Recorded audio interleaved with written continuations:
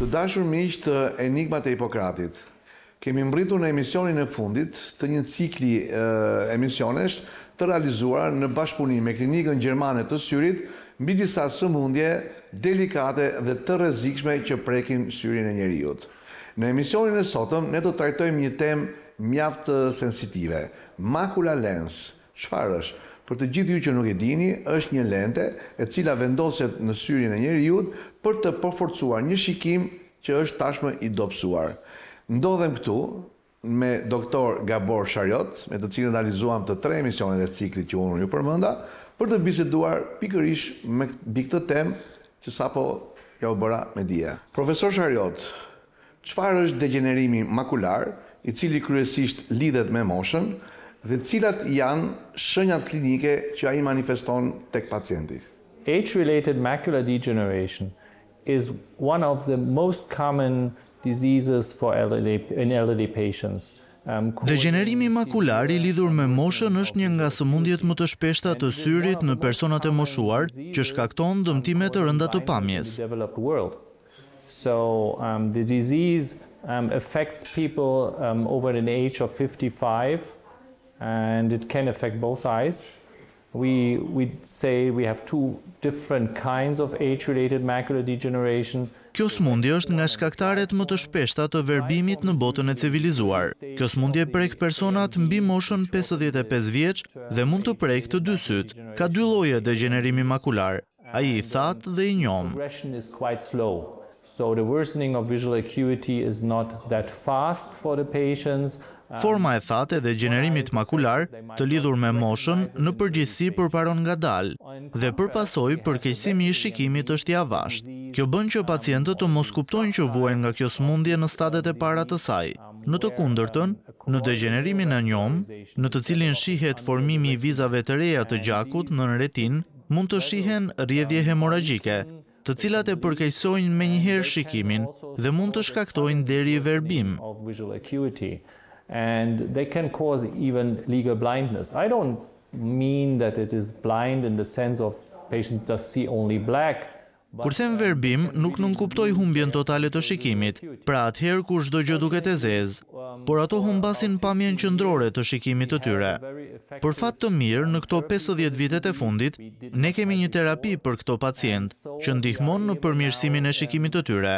Stabilize visual acuity to these patients, stop in wet AMD the progression for most of these patients with the so-called intravitreal injections. Kjo terapi e quajtur injeksionet intravitreale ndalon rrjedhjen e mëtejshme të gjakut në sy.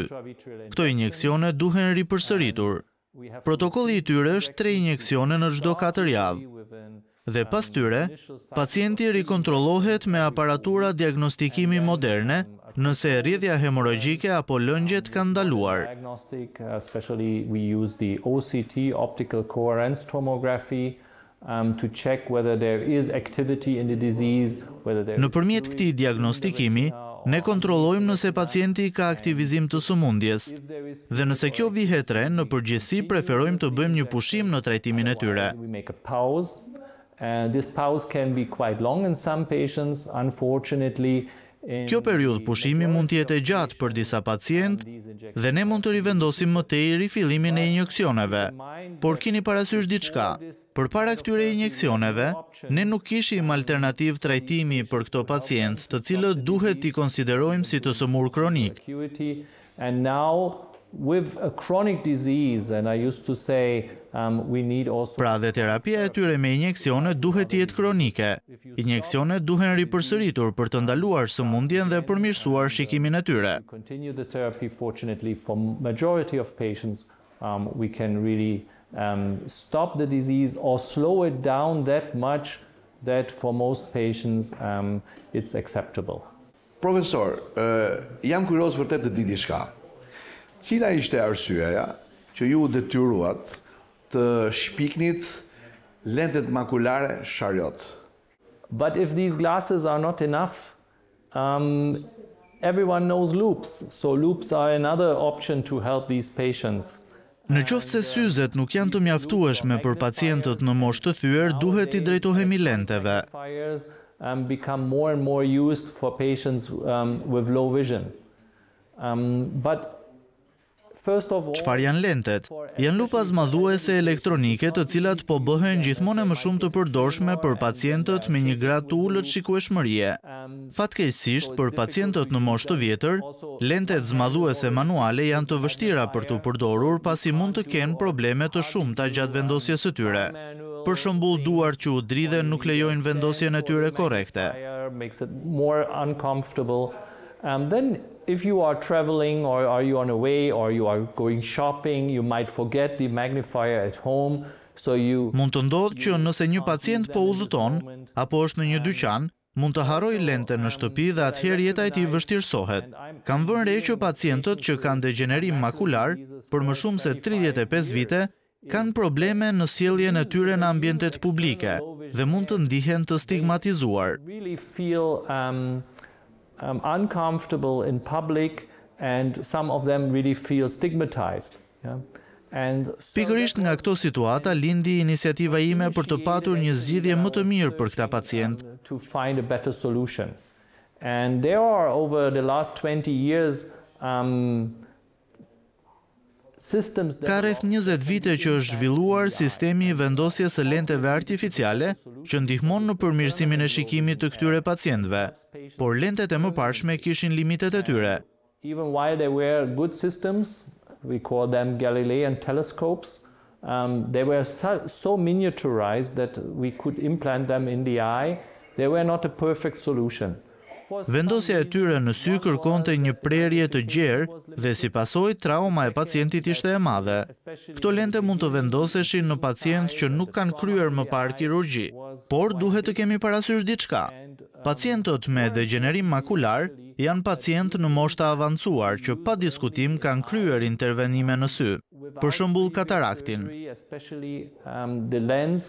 The crystalline lens, so the lens of the patient should be still in place, so no cataract surgery was performed before. Dhe për pasojë kanë një lente të tyre artificiale të vendosur në sy.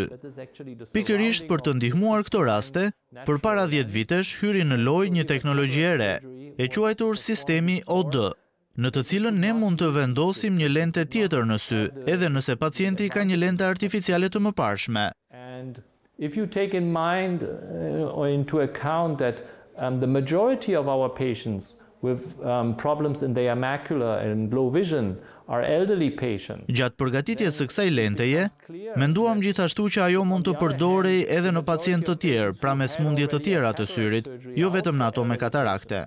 And I was lucky enough, I found a company who shared this idea. Unë mund të konsiderohem me fat sepse gjeta një kompani që i besoi ideve të mia. Kompania hungareze e cila u përfshi në projektin e kësaj lente zmadhuese që futet në sy.